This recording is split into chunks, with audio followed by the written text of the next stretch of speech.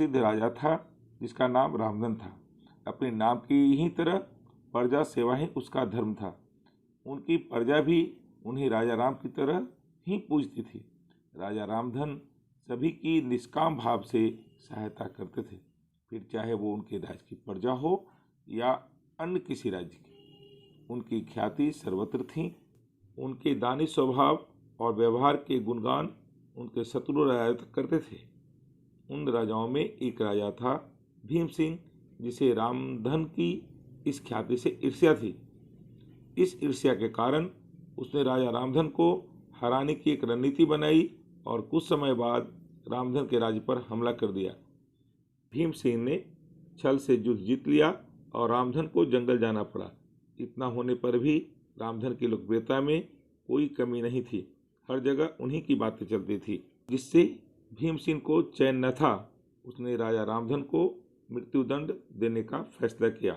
उसने ऐलान किया कि जो राजा रामधन को पकड़कर उनके सामने लाएगा वो उसे 100 सोने की दिनार देगा। दूसरी तरफ राजा रामधन जंगलों में भटक रहे थे। तब उन्हें एक राहगीर मिला और उसने कहा, भाई तुम इसी जगह के लगते हो, क्या मुझे राजा रामधन के राज्य की तरफ का रास्ता बता सकते हो? राजा रामधन ने पूछा, तुम्हें क्या काम है राजा से? तब राहगीर ने कहा, मेरे बेटे की तबीयत ठीक नहीं, उसके इलाज के लिए सारा धन चला गया है।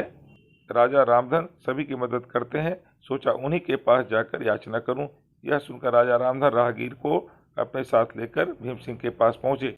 उन्हें देख दरबार में सभी अचंभित थे। राजा रामधन ने कहा, हे राजन, आपने मुझे खोजने वाले को 100 दिनार देने का वादा किया था। मेरे इस मित्र ने मुझे आपके सामने पेश किया है, अतः इसे वो 100 दिनार दे दें। यह सुनकर राजा भीम सिंह को एहसास हुआ कि राजा रामधन सच में कितने महान और दानी हैं, और उसने अपनी गलती का स्वीकार किया। साथ राजा रामधन को उनका राज्य लौटा दिया और सदा उनके दिखाए रास्ते पर चलने का फैसला लिया। दोस्तों, इसी को तो कहते हैं, कर भला तो हो भला।